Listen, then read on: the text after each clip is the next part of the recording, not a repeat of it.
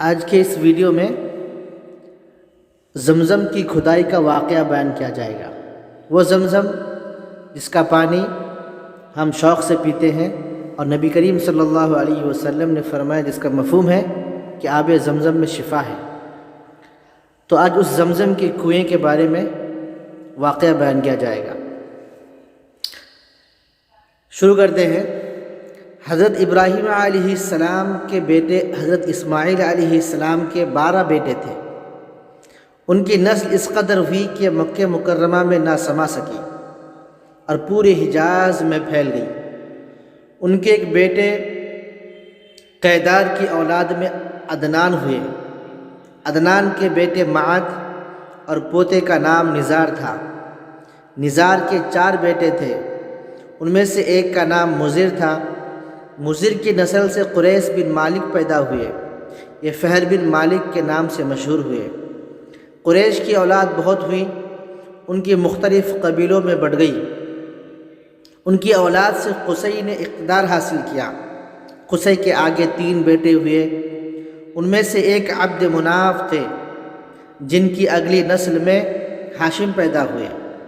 ہاشم نے مدینے کے ایک سردار کی لڑکی سے شادی کی۔ ان کے یہاں ایک لڑکا پیدا ہوا، اس کا نام شیبہ رکھا گیا۔ یہ پیدا ہی ہوا تھا کہ ہاشم کا انتقال ہو گیا۔ ان کے بھائی مطلب مکے کے حاکم اور گورنر تھے۔ ہاشم کا بیٹا مدینہ منورہ میں پرورش پاتا رہا۔ جب مطلب کو معلوم ہو گیا کہ وہ جوان ہو گیا ہے تو بھتیجے کو لینے کے لیے خود مدینے گئے۔ اسے لے کر مکہ مکرمہ پہنچے تو لوگوں نے خیال کیا کہ یہ نوجوان ان کا غلام ہے۔ مطلب نے لوگوں کو بتایا یہ ہاشم کا بیٹا اور میرا بھتیجا ہے۔ اس کے باوجود لوگوں نے اسے مطلب کا غلام ہی کہنا شروع کر دیا۔ اس طرح شیبہ کو عبد المطلب کہا جانے لگا۔ عبد المطلب جو پیارے نبی صلی اللہ علیہ وسلم کے دادا ہیں۔ انہیں عبد المطلب کے یہاں ابو طالب، حمزہ، عباس، عبداللہ، ابو لہب، حارث، زبیر، زرار اور عبد الرحمن پیدا ہوئے۔ ان کے بیٹے عبداللہ سے ہمارے پیارے نبی حضرت محمد مصطفیٰ صلی اللہ علیہ وسلم پیدا ہوئے۔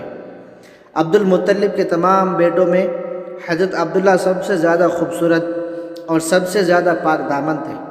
عبد المطلب کو خواب میں زمزم کا کنواں کھودنے کا حکم دیا گیا، یعنی حضرت اسماعیل علیہ السلام کے کنویں کو قبیلہ جرہم کے سردار مزاج نے پاٹ دیا تھا، یعنی اس کو بند کر دیا تھا۔ قبیلہ جرہم کے لوگ اس زمانے میں مکے کے سردار تھے، بیت اللہ کے نگراں تھے۔ انہوں نے بیت اللہ کی بے حرمتی شروع کر دی۔ ان کا سردار مزاج بن عمرو تھا، وہ اچھا آدمی تھا۔ اس نے اپنے قبیلے کو سمجھایا کہ بیت اللہ کی بے حرمتی نہ کرو، مگر ان پر اثر نہ ہوا۔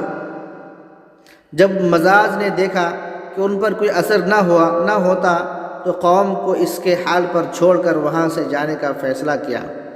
اس نے تمام مال و دولت، تلواریں اور زریں وغیرہ خانہ کعبہ سے نکال کر زمزم کے کنویں میں ڈال دی اور مٹی سے اس کو بند کر دیا۔ کنواں اس سے پہلے ہی خشک ہو چکا تھا، اب اس کا نام و نشان مٹ گیا تھا۔ مدتوں یہ کنواں بند پڑا رہا۔ اس کے بعد بنو خزاعہ نے بنو جرہم کو وہاں سے مار بھگایا۔ بنو خزاعہ اور قصی کی سرداری کا زمانہ اسی حالت میں گزرا، کنواں بند رہا، یہاں تک کہ قصی کے بعد عبد المطلب کا زمانہ آ گیا۔ انہوں نے خواب دیکھا، خواب میں انہیں زمزم کے کنویں کی جگہ دکھائی گئی اور اس کے کھودنے کا حکم دیا گیا۔ حضرت علی رضی اللہ عنہ سے روایت ہے کہ عبد المطلب نے بتایا، میں حجر اسود کے مقام پر سو رہا تھا کہ میرے پاس ایک آنے والا آیا۔ اس نے مجھ سے کہا طیبہ کو کھودو۔ میں نے اس سے پوچھا طیبہ کیا ہے، مگر وہ کچھ بتائے بغیر چلا گیا۔ دوسری طرف رات پھر خواب میں وہی شخص آیا، کہنے لگا برہ کو کھودو۔ میں نے پوچھا برہ کیا ہے، وہ کچھ بتائے بغیر پھر چلے گا۔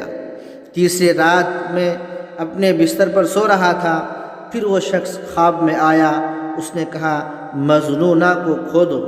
میں نے پوچھا مظنونہ کیا ہے، وہ بتائے بغیر چلا گیا۔ اس سے اگلی رات میں پھر بستر پر سو رہا تھا کہ وہی شخص پھر آیا اور بولا زمزم کھودو۔ میں نے اس سے پوچھا زمزم کیا ہے؟ اس بار اس نے کہا زمزم وہ ہے جس کا پانی کبھی ختم نہیں ہوتا، جو حاجیوں کے بڑے بڑے مجموعوں کو سیراب کرتا ہے۔ عبد المطلب کہتے ہیں کہ میں نے اس سے پوچھا یہ کنواں کس جگہ ہے؟ اس نے بتایا جہاں گندگی اور خون پڑا ہے اور کوا ٹھونگے مار رہا ہے۔ السلام علیکم۔ اگلی ویڈیو کے لیے انشاءاللہ باقی واقعہ بیان کیا جائے گا۔ جزاک اللہ خیرہ۔